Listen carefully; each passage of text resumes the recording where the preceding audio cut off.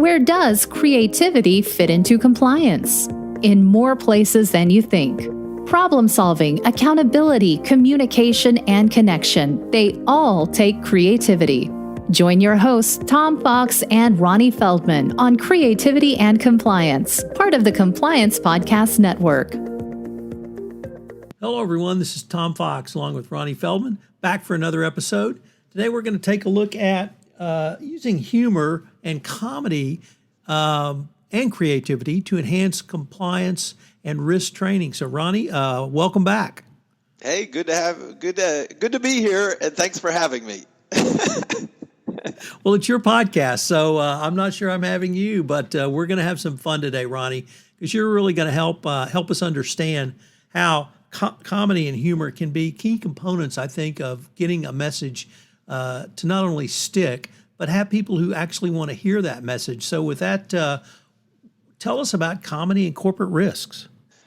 Well, so this is my favorite thing to talk about, partially because it seems obvious to me, and when you break it down, it makes a lot of sense. In that humor is a great tool for learning, or more broadly, entertainment, because entertainment is more broader than humor, is a great tool for learning, and we see this in our everyday lives all the time.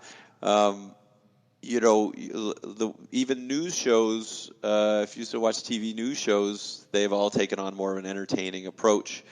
A lot of people get their news from, at the time when Jon Stewart was at his height, people would get the news from The Daily Show or, from Colbert and talk shows and things like that. People use entertainment to consume information. Podcasts is a great example of that as well. People listen to podcasts to get information, and hopefully you do that in an entertaining way. But somehow it comes into ethics and compliance and within the corporate environment, and people seem to be reticent to take on some of these tactics, and I find that fascinating. I get it because people are risk averse. We are trying to mitigate risk for the organization, and by nature, the people who go into this field tend to be risk averse. I would argue that if you're a conservative culture, and you say you have a conservative company and a conservative culture, your conservative approach to training and communication is hurting you. Because the reason you have a conservative culture is because that you are training and communicating conservatively. And the problem with that is that people don't pay attention and they don't remember and they roll their eyes, and so it's not effective. So these are all the reasons why it's helpful to have a more entertaining approach to your training and communications. So with what are some of the actual reasons it's difficult to engage employees? So for instance, have you ever heard any knee-jerk reactions that stop good ideas from going forward? The thing that I hear most often is, Ronnie, oh gosh, this stuff you've got here is really great, but my boss won't, go for it because, we tried humor once and it didn't work, which is, to me, kind of a ridiculous thing to say. Or, I like it, but we'll never go for it here. We want something that's funny, but not too funny. And all of these things are really subjective, because from a leadership perspective, you don't really care whether it's funny or not funny or whatever. You just want things to be effective. And there's a lot of statistics that will show that being more entertaining with the way you approach training and communications is a more effective solution. The idea of we want something funny but not too funny. Well, to me, that you can never win that. There is a wide variety of different sensibilities within a company. You have a multi-generational, multicultural. There's no single way to engage that workforce. The way you do engage it is through lots and lots of short, little, entertaining approaches, because you're always going to get a bell curve of responses. Some people are going to love it, some people are going to hate it, and a bunch of people are going to be in the middle. Important to be provocative and interesting to get a pulse out of people, but to not put all your eggs in one basket. The idea is to try lots and lots of little things, because then you have the best chance of engaging the most people over time. So then you don't have to worry about funny or not funny, or this one's this one's physical humor and this one's joke, or this is a song, or the companies that I work with that are part of the world's most ethical companies, if you go by Ethisphere's statistics, tend to do lots and lots of short, interesting, creative approaches to training and communication. Ronnie, why is it you say things are funny when they are true? If you take you don't even talk about ethics and compliance for a minute, but through my studies in improv comedy at the Second City and Improv Olympic and the Annoyance Theater and a bunch of these improv comedy institutions, we always talk about that things are funny when they're based on truth. When we study about how to perform on stage, we talk about not trying to be funny, we talk about being truthful, then the humor will come out of the unexpected connections between people. So I really love what Gilda Radner said. I watched her documentary this past year. It was about Gilda Radner, and she said, humor is just truth only faster. Which is really a lovely way of saying it, because what it means is that it's a way to highlight some piece of truth, and the humor or laughter is because that they've recognized that truth before you do. So the laughter comes from shared recognition. So applying it to ethics and compliance, the idea here is that you can use maybe a character to say the thing. The truthful thing that maybe you don't want an employee to say, or to highlight maybe a question that you kind of get all the time, but you don't want to put that on an employee for asking maybe a not so smart question. So you put it through a character. So that's a great way to use humor as a way to get at something truthful. Ronnie, let me take a couple of concepts that seem to me to be almost counterintuitive, yet it seems to me you have tied them together in a unique way. And the first is stand out and get noticed. And the second is break down barriers and open up conversations. How do you think humor really helps in both of those areas? I'll quote another favorite comedian of mine, John Cleese, who he said, the main evolutionary significance of humor is that it gets us from the closed mode to the open mode quicker than anything else. And I think we all naturally understand that. I actually think music does that as well. I think that like if you're at a concert and you're all enjoying the same song, you look to the person next to you. They may have absolutely nothing in common with you except for the fact that you both love this song that you're both singing to. And the same thing with going to the theater or hearing a joke that you all laugh at. Humor is a way of creating kind of a social environment where it helps you connect with other people. Obviously, in a corporate environment where things tend to be a little more milquetoast and watered down, doing anything provocative, like using humor or music or commercials or any kinds of forms of entertainment, tend to stand out more. And then, I tend to geek out on the behavioral science of this stuff. There's a lot of studies that would suggest that humor and music make emotional connections with people. So that's why you'll remember, a song that gets stuck in your head or a funny commercial from 20 years ago. That's what you'll remember. So I always find that the best educational models have a mix of cognitive learning and emotional learning, meaning sure, you might need some more traditional training in there, but they'll remember the little jingle that has the acronym that reminds them of the thing that they're supposed to do. So you really have talked a lot over the few podcasts we've done about emotional connections and the behavioral psychology of both humor and comedy intertwined with training and communications. But you also feel like, or it seems like, that humor and music can help make emotional connections, but also things that may seem buried in our subconscious may have actually been messages that you heard as a child. And the one that struck me, Ronnie, was we remember how a bill becomes law from Schoolhouse Rock. That was one of the most famous Schoolhouse Rock skits. But there's several others. You talked about The Daily Show, Ellen Show, Tonight, etc. But things like the Geico slogan, things like that really stick in our mind that have brought both truth and humor into a conversation that in a way that resonated with people. Is that would that be a fair assessment? Schoolhouse Rock, for those of our generation that remember those, is a perfect example. I mean, so many of us remember those things today because it was a real fun way to teach people about grammar and politics and science and all of those things. And so, yeah, I think it's a perfect parallel for what we're talking about here. These things didn't undermine those messages, even they were playful and colorful and interesting and humorous. They augmented them because it was a more creative wrapper to present that information. I'll go you one step further. I think the closer parallel to the ethics compliance space is the airline safety videos that you see from time to time. Southwest has been doing that for years, not through video, but having their flight attendants just have personality, and people laud them for getting those messages out. And then since then, Virgin America and New Zealand Air, and I'm sure there are others too that are started adapting a more playful tone around a very serious subject, and they did that because nobody was paying attention. So let me just pick up on that because Matt Kelly and I actually did an entire podcast on that subject. His mind got ticked when he was traveling and had to or listen to I guess he had to watch a video on Delta.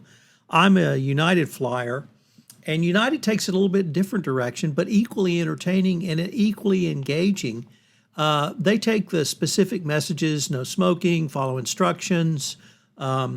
How to put on a mask, how to buckle up, all of those things. And they actually have United employees do a short vignette for each topic. And as I told Matt, I never knew that your life jacket or life vest was under your seat till I saw that. And I probably heard thousands of oral safety videos, and I watch it just to see the United employees.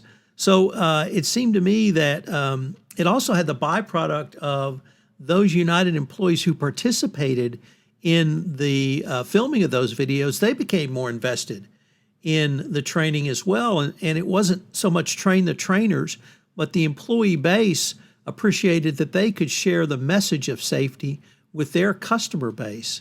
And so it yet went in a little bit different direction. But it just goes to show that you're only limited here by your imagination.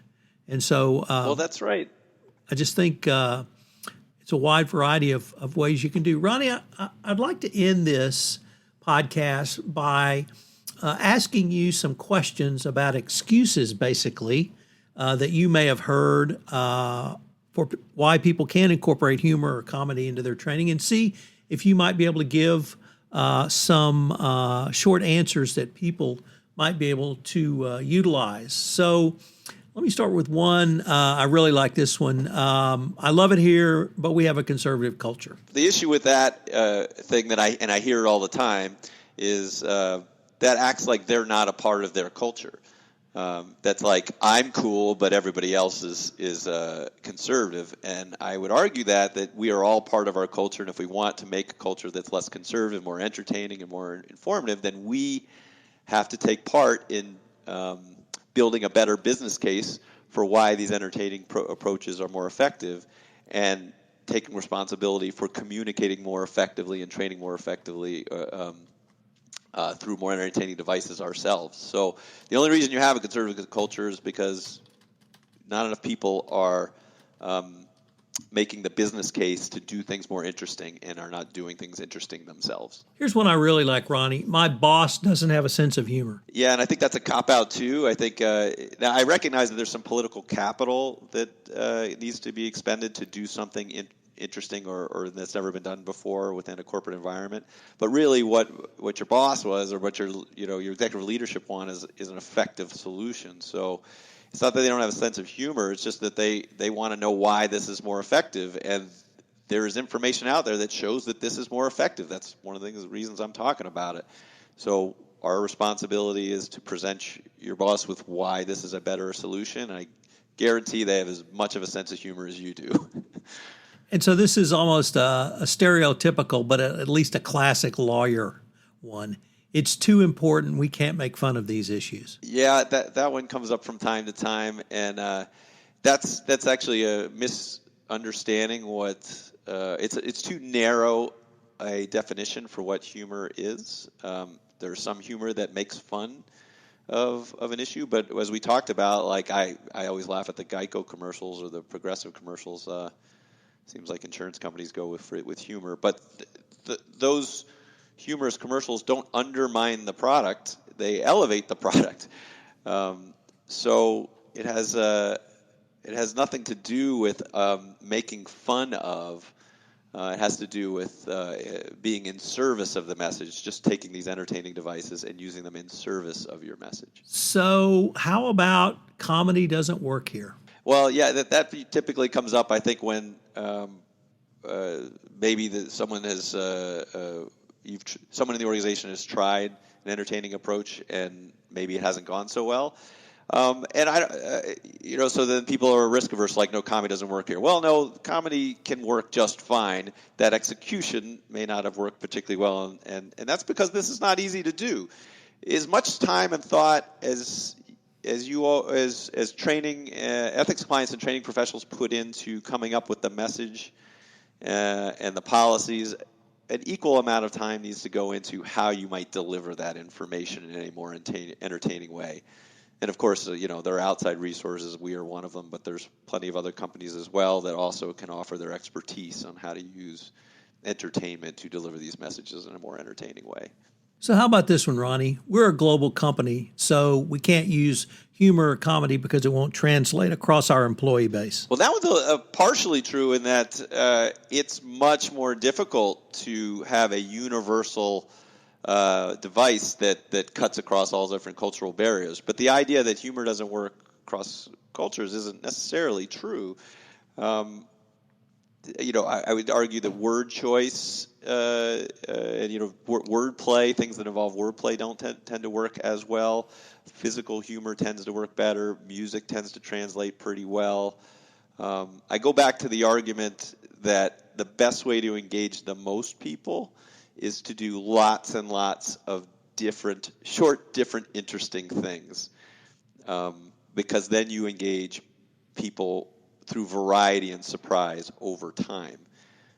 If you're trying to do one big thing for everybody, it gets harder to do that, across 12 languages and 12 companies. But my point is, if you can present an audience that you're trying to do something more entertaining for, we can create something for that. There are certainly ways to do that. And then finally, it's not funny, it's too funny. What if somebody doesn't find it to be funny at all? Well, the story I always share on this, there was a company where we did a series of humorous videos talking about the code of conduct over time. And we had a lot of physical humor around what it was like in the 60s and then the 80s and the 90s, and it was a way to draw attention to the code of conduct and that it was available as a resource. And a 50,000 person company, and they measured whether it was a successful campaign. They got an 85% positive response rate, but they also got like a 8% negative, like didn't like it response rate. And so you have the conversation: is this good news or bad news? Because 8% of 50,000 people is a lot of people. Now, what we decided as a group was that you'll never get 85% if you do something boring or preachy. That 85% is absolutely a huge win for getting a lot of people engaged. But we also got that 8% engaged in a negative way, and what they chose to do then is have a campaign to the negative naysayers, and they had conversations with them. Why didn't you like it? Did you know what we were trying to do?